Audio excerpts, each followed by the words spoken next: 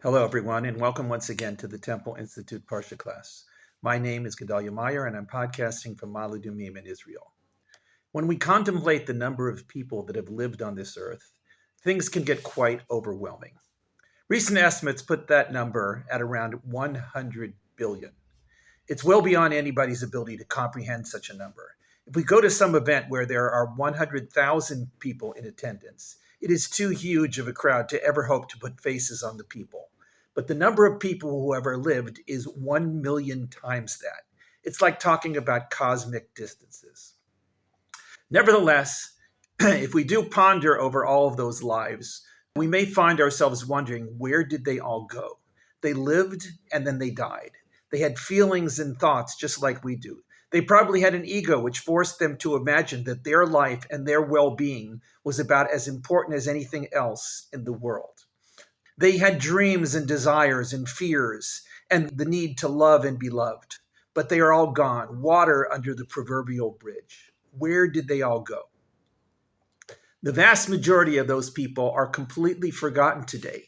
Nobody knows who they were or what made them tick. They are gone, with nobody to recollect anything about them. This is rather sad if we think about it. We believe that our lives matter in some way, and we would be devastated if we were told under no uncertain terms that someday there wouldn't be a single person who knew that we existed. It's just too much to handle. Yet we all know that in all likelihood, it's true. If we think about our own great-great-grandparents, we realize that this is the case. They are probably no longer alive, and depending on how old we are, forgotten to the point that there is no living memory of them. Of course, we may attempt to stem off this depressing inevitability by thinking that we may live on through photographs or videos. This does seem like a viable way of staying relevant in some manner, but it also seems a bit artificial. If that's the best we can do, it's not much. It's a good bet that in the not-so-far future, all of those photographs and videos will be gone, erased like the lives of the dead. Then, with the exception of those still alive and those who somehow made it into the history books or have their names enshrined on some street or bridge or associated with some equation or law, we will all be in that trash bin that gets emptied out with regularity. But there is also no question that in some way, all of those forgotten lives mattered. They were all important and all tasted of the wonder of life. In some vague spiritual sense, perhaps they are all still around, no longer there, but not quite erased entirely. They all made their imprint upon the world in some minute manner, and the world was forever changed. This may not be all that satisfying, but it may be the best that we can hope for. On the other hand, it is somewhat uplifting to know that we did, in some way, matter, and that our time on this earth counted for something. When the Bible speaks of death, it frequently seems a bit anticlimactic. It doesn't usually last for more than a verse or two, and then it's over. The person breathed his last, and then he died. That's pretty much it. It's not much to say for the monumental life that person must have lived if their death gets mentioned in the Bible. But what else is there to say? This week's Parsha is called Vayechi. That word means, and he lived. It is dealing with Jacob and his final years, which were spent in Egypt. The verse states that he lived in Egypt for 17 years and concludes that the total years of his life were 147 years. The next verse states that his death was approaching, so he began preparing for the end. These preparations take up most of the Parsha. They include requesting from his son Joseph that he bury him in the ancestral plot in the land of Canaan. They also include a last-minute restructuring of the tribal lineages that will follow him. Joseph's two sons, Ephraim and Menashe, would be elevated to full tribal status. This meant that they would be among the famous 12 tribes of Israel. Joseph would be replaced by his sons, Ephraim and Menashe. It is a bit ironic that the Parsha in which Jacob dies is called, and he lived.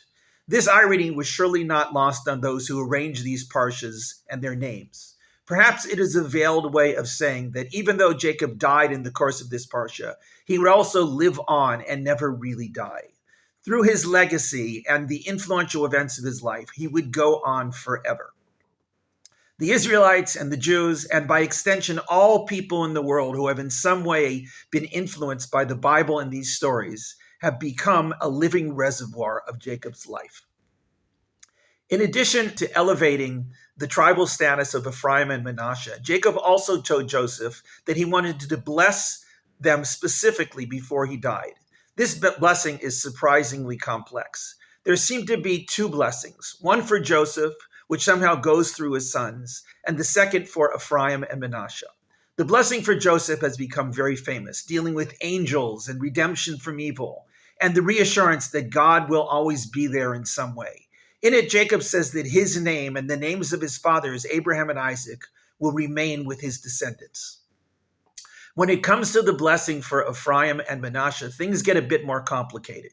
Joseph sets them up in front of Jacob so that Jacob's right hand would be on the head of Menashe, who was the oldest. But Jacob crosses over his hand so that his right hand is on the head of Ephraim.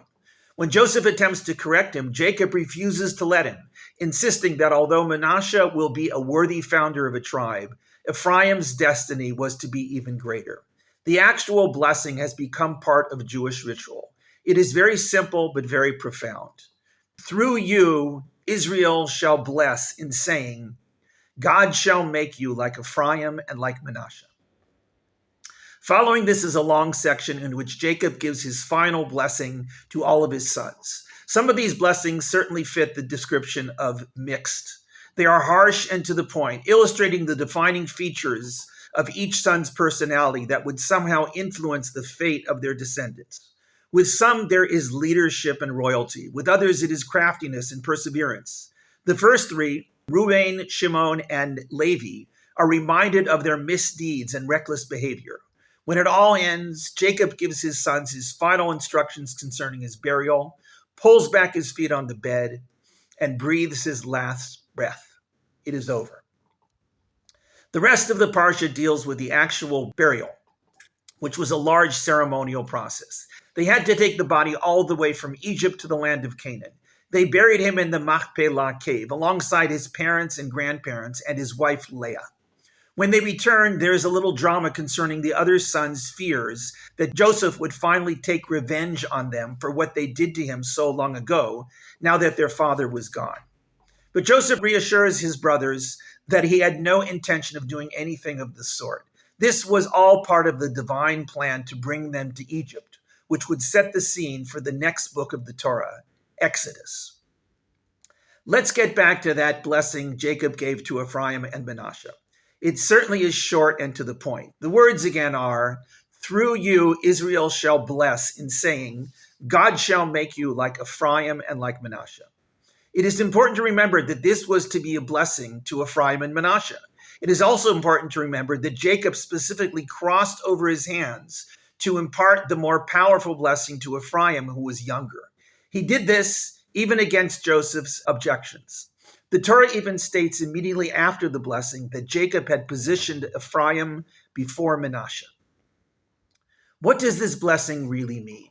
How was it a blessing at all to Ephraim and Menashe? It seems to say that Ephraim's and Menashe's names and examples would be used when Israel blesses. But what good would that do Ephraim and Menashe themselves? One might expect a typical biblical blessing to include something about long life or being under the guidance of God or never suffering.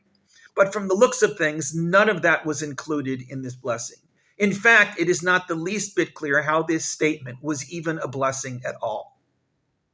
This was really a statement about the future. It prophesies that when the future members of the people of Israel would issue their own blessings, they would use Ephraim and Menashe as examples to emulate. While this sounds very nice, it hardly qualifies as a blessing. It is more a statement of future fact. It happens that Jewish tradition largely adopted this statement and almost exactly as predicted. When parents bless their sons before the Shabbat evening meal, they recite this exact line. When they bless their daughters, they say a similar statement using the names of the four matriarchs of Genesis. So in the end, Jacob's prophetic statement to his grandsons served its purpose. It is hard to know if he truly intended what would become eventual Jewish practice to come out of his blessing, but that is certainly the way things played out. But what was the actual blessing? There is a simple answer to this question. It is so simple that it seems obvious upon reflection. The blessing to Ephraim and Menashe was that their names would be used in the future blessings Israelites and Jews would give their children. What could possibly be a greater blessing than this?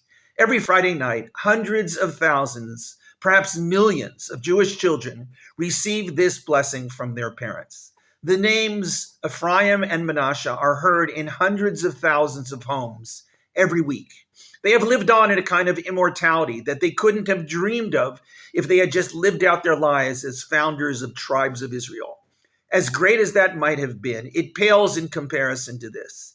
They became the names and the role models to remember and to emulate throughout Jewish history.